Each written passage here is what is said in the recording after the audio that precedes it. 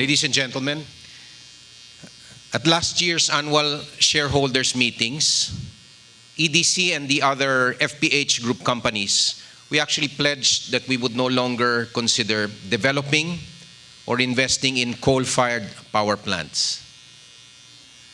When we made that decision to close the door to any of our companies putting up coal-fired power plants, it really wasn't an easy one. Even today, we are the only large energy company in the country that has done so unequivocally. Now, recently, we've been inundated by even more global evidence telling us that we have much less time to act than originally believed. Global warming is already wreaking havoc on the Earth's water cycles and creating weather extremes like we've never seen before. And it's accelerating faster than previously imagined because of all the feedback loops that are being unleashed. All 16 years of the 21st century rank among the 17 warmest on record, and the 5 warmest years have all occurred since 2010, with 2014, 2015, and 2016 in rapid succession having been the hottest years on historical record. According to the National Aeronautics and Space Administration, or NASA, the combined Arctic and Antarctic sea ice numbers last February 13, 2017 were at their lowest point since satellites began to continuously measure them in 1979. And since that period, we've on the average, to quote NASA, lost a chunk of sea ice larger than Mexico. Now, last April 18, 2017, another record was broken when the CO2 levels in the atmosphere reached 410.28 ppm. So we've used up 90% of that carbon concentration budget, as most scientists agree that we should not go beyond 450 ppm. Now, many experts believe we're now actually living in an era where we could see more than half the species on Earth wiped out before the end of the century. Now, there's an American journalist named Elizabeth Colbert who actually expounds a lot of this in her Pulitzer Prize-winning book entitled The Sixth Extinction, An Unnatural History. And here she describes also the last mass extinction occurred 65 million years ago. As a lot of you know, this is when the dinosaurs were all wiped out during the Cretaceous period. But remember that this happened over thousands and thousands of years. Startling is that today we're seeing all of this happening in just over a few decades. Now, of course, many of you know by now that our country is ground zero for the calamitous effects of global warming. None of us will ever forget the aftermath of Typhoon Yolanda and the immense suffering of communities who lost loved ones and whatever few possessions they had. And when we just think of the scale of rescue, relief, and rebuilding efforts that came after, those images cannot but have an enormous impact on how we move forward as a company. For the Philippines, global warming is not some distant future. It's here, it's now, and it's affecting the very people and communities we love and serve.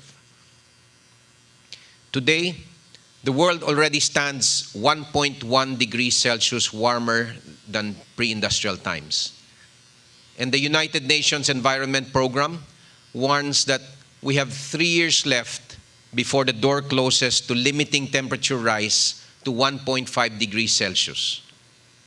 In fact, most experts believe that the COP21 agreements will not limit warming to only 2 degrees Celsius, but will likely get us to a 3 or even 4 degree warmer world. The math is simple.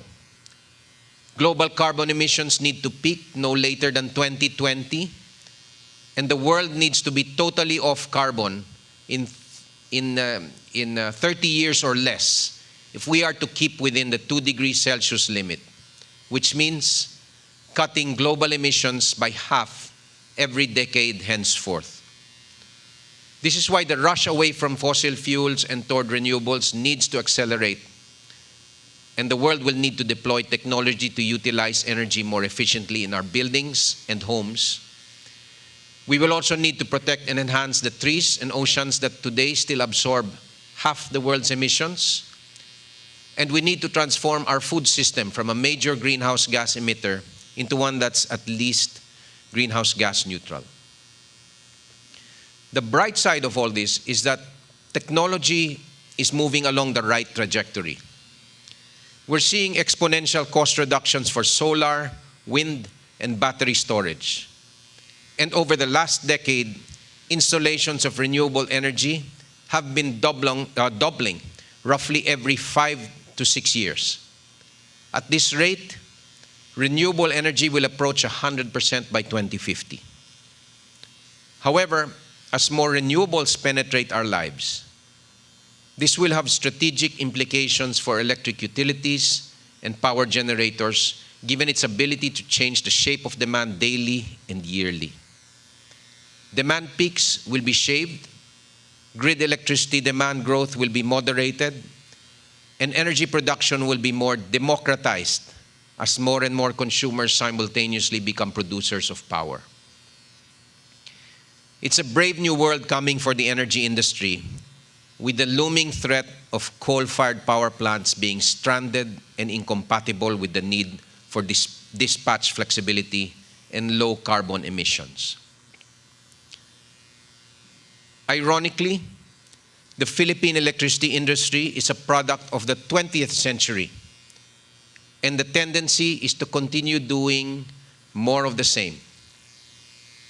But under the existing paradigm, many of our countrymen are still left out. There's an estimated 11 million Filipinos still without electricity, while many more suffer from unreliable and poor quality supply. The disparity only widens the gap between haves and have-nots, and the extremes caused by climate change and global warming will only make this gap worse. Paradoxically, however, we have the opportunity to build a power industry that leapfrogs into the 21st century and shouldn't leave anyone behind. EDC's geothermal platform is a vital cog in a decarbonizing world that's actually unfolding before us today. And even today, it's the only renewable energy technology capable of 24/7 baseload power at prices that already go head-to-head with fossil fuels. However, there's much work yet to be done to get it future-ready, and we're only just beginning. But to me, this is precisely what makes our work and your company at this juncture of history so exciting. Thank you very much.